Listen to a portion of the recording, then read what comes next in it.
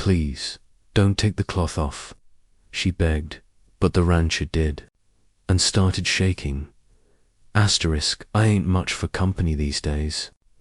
Hell, I ain't been for nigh on 15 years, ever since the war chewed me up and spat me out like a bad plug of tobacco. Name's Wyatt Harlon, and I've carved out a life for what's left of it tup, on these parched hills in New Mexico territory. The sun beats down like a hammer on an anvil, turning the earth to cracked leather, and the wind howls through the canyons like a ghost looking for its grave. My cabin's a sturdy thing, built with my own hands from pine and adobe, but it's as empty as my heart. No woman's touch, no laughter echoing off the walls. Just me, my old Henry rifle, a couple of horses in the corral, and memories that won't let me sleep most nights. The war took everything worth having. I fought for the Union, saw things no man should, bodies piled like cordwood, screams that still wake me sweating in the dark. And then there was Sarah. God, Sarah. She was the light in all that mess. A nurse with eyes like summer skies and a laugh that could melt the frost off a winter morning.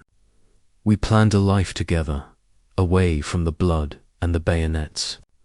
But the Rebs got to her first, in a raid on the hospital tent. They marked her, branded her like cattle before they ended her.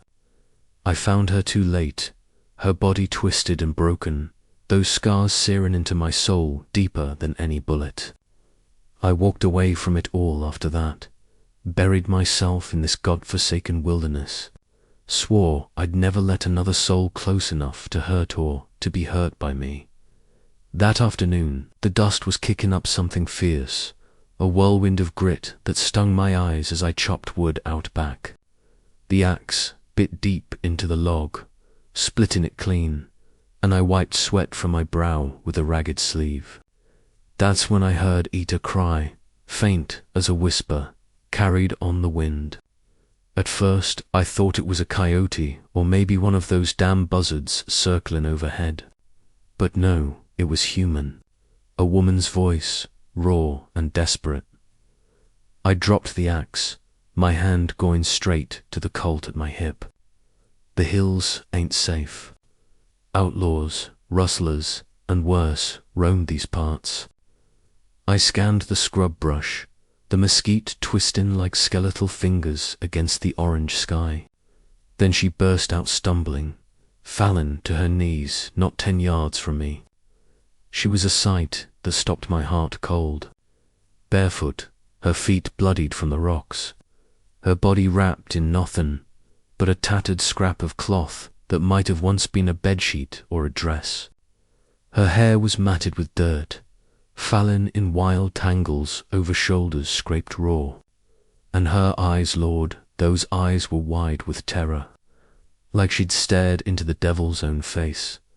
She collapsed forward, clutching that cloth to her chest like it was her last shred of dignity.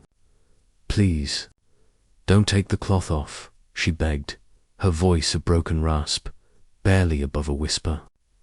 Her hands trembled, nails caked with mud, and she looked up at me with a plea that hit me like a gut punch.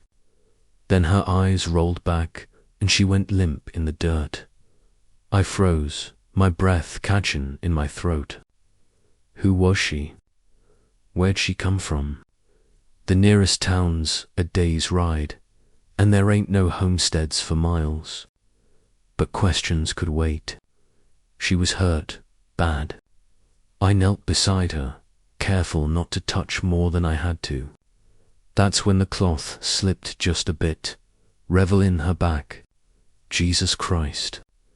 Scars crisscrossed her skin like a map of hell burns, puckered and red, welts raised and angry, and worst of all, carvings. Letters, symbols etched deep like someone had taken a knife and claimed her as property. Names, maybe, or curses. It twisted my stomach, flooding me with memories of Sarah, her own marks fresh in my mind as if it were yesterday.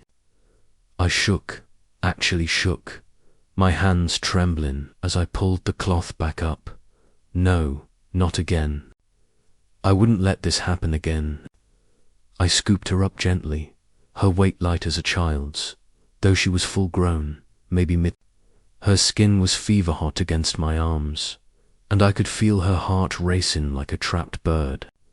Carrying her into the cabin, I laid her on my cot, covering her with a wool blanket. She didn't stir, her breath in shallow and ragged. I built up the fire in the stove, the crackle of flames filling the dim room with a warm glow. The place smelled of pine smoke and old leather, a far cry from the hell she'd crawled out of. I paced the floorboards, my boots thudding soft. What now? Ride for the dock in town. But that'd mean leaving her alone, and something told me danger was nipping at her heels. No, I'd wait till she woke. In the meantime, I boiled water, tore strips from a clean shirt for bandages. My mind raced who did this to her. Outlaws, some twisted rancher. The territory's full of dark corners, places where the law don't reach. I thought of Old Man Jenkins down in the valley, the grizzled prospector who'd spin yarns about hidden camps where men worked like slaves. But women, that was new and terrifying. As the sun dipped low, painting the sky in blood-red streaks, she stirred. Her eyelids fluttered, and she bolted upright with a gasp, clutching the blanket like a shield. No. Please, don't easy, ma'am, I said, my voice low and steady, hands raised, palms out.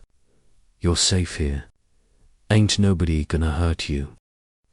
She stared at me, eyes darting around the cabin, the rough-hewn table, the rifle on the wall, the pot simmering on the stove.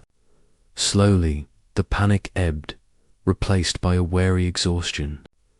Water, she whispered, her lips cracked and dry. I nodded, pouring from the canteen into a tin cup. I approached slow, like calming a spooked horse, and handed it to her. Our fingers brushed just a graze and something sparked in me. A warmth I hadn't felt since Sarah. Her eyes met mine, holding for a heartbeat longer than necessary. In that moment, I saw not just fear, but a flicker of resilience, a soul that had been bent but not broken. It stirred something deep in my chest, a long-buried ache for connection. She drank greedily, water dribbling down her chin, then set the cup aside. "Thank you," she murmured, her voice gaining a bit of strength.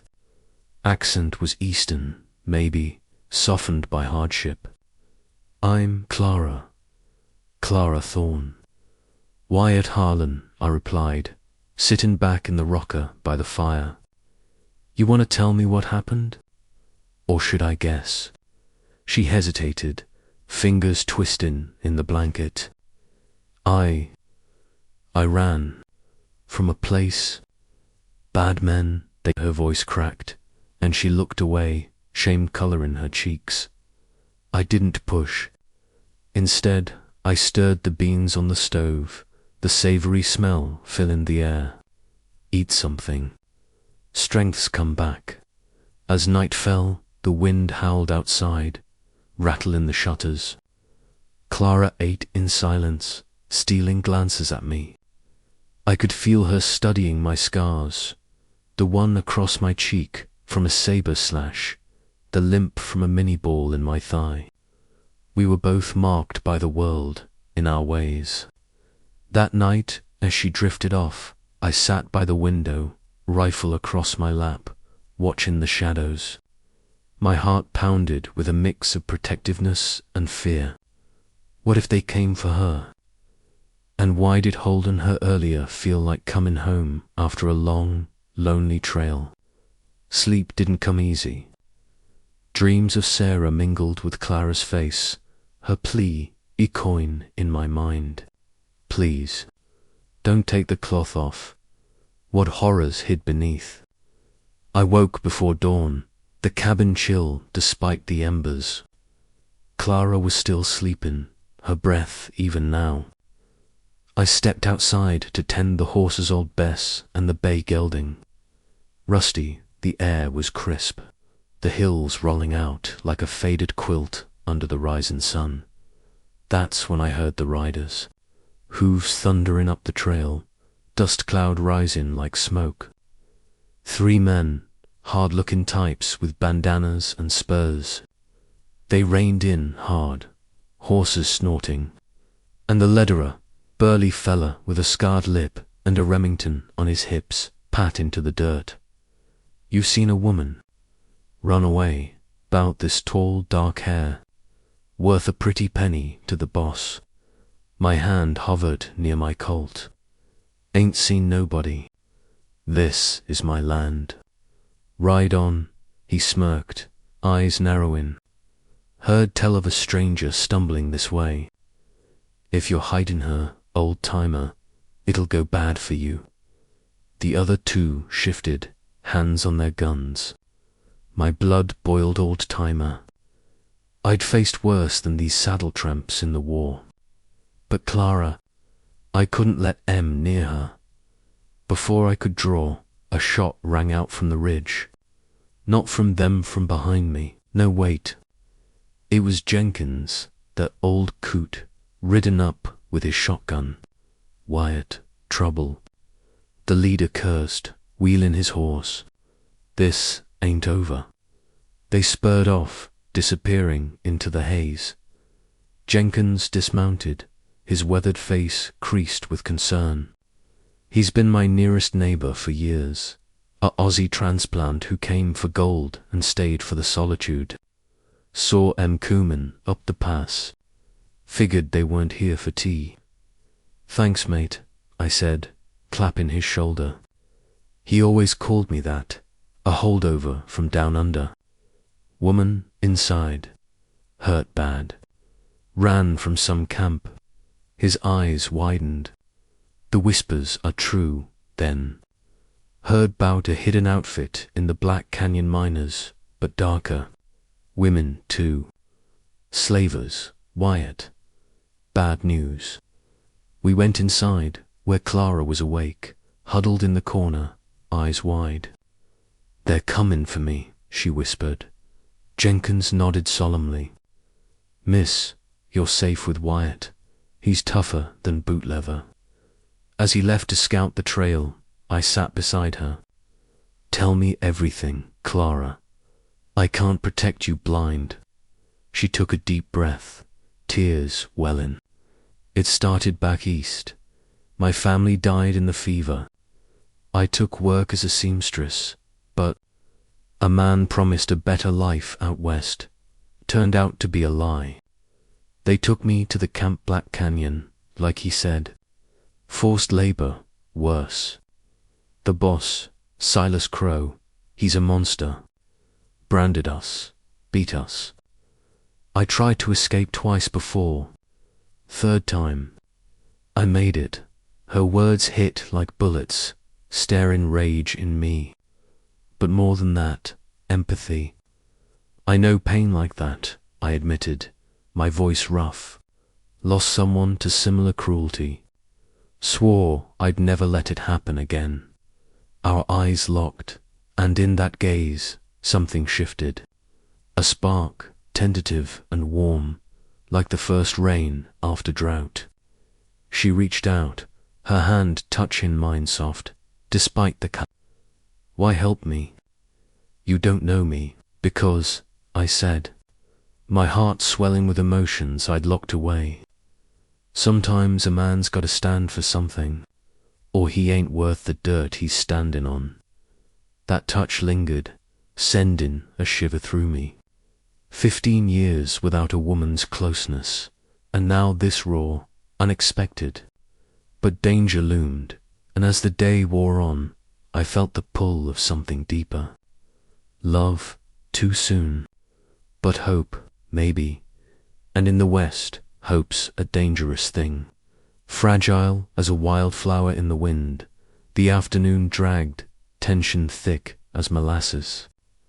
I showed Clara around the cabin, pointing out the hidden cellar for supplies, the back door for escape. She moved gingerly, wincing at her wounds, but there was a grace to her, a quiet strength that drew me in. "You built all this?" she asked, running a finger along the mantel. "Yep, after the war. Needed a place to ... forget." She turned, her eyes soft. "Forget what?" I hesitated, then spilled its sera, the raid, the guilt that gnawed at me like a coyote on a bone. I couldn't save her. Promised myself I'd never fail again. Clara stepped closer, her scent faint lavender mixed with earth filling my senses. "You're saving me now." That's something. Our faces were inches apart, breathed me. My pulse raced, a forbidden warmth spreading through me. But I pulled back. Society's eyes were harsh. A woman like her, marked by scandal, and a recluse like me. Folks in town would whisper, judge. Still, the seed was planted. As evening fell, Jenkins returned, face grim. Tracks lead back to the canyon. They're circling, Wyatt. Won't be long. We fortified the cabin-barred windows, loaded guns. Clara insisted on helping, her hands steady as she passed ammunition. "I won't be helpless," she said, fire in her eyes. That night, as stars blanketed the sky, we sat by the fire. She shared more dreams of a family, lost to the fever. The betrayal that led her west. I told tales of boyhood in Kentucky, ridden free before the war stole it all. Laughter came, soft at first, then genuine. Her smile lit the room, chipping away at my walls. But sleep brought no peace. Gunshots echoed in the distance, or was it thunder? I jerked awake, sweat in Clara's form silhouetted in the moonlight. She turned, whispering, "Wyatt, you okay?" I nodded, but inside, turmoil raged. Protect her, yes. But this feeling, this pull toward her lips. Her touch, it scared me more than any outlaw. Dawn broke with a bang, literally. Riders again, closer this time. 5 of them, galloping up the hill.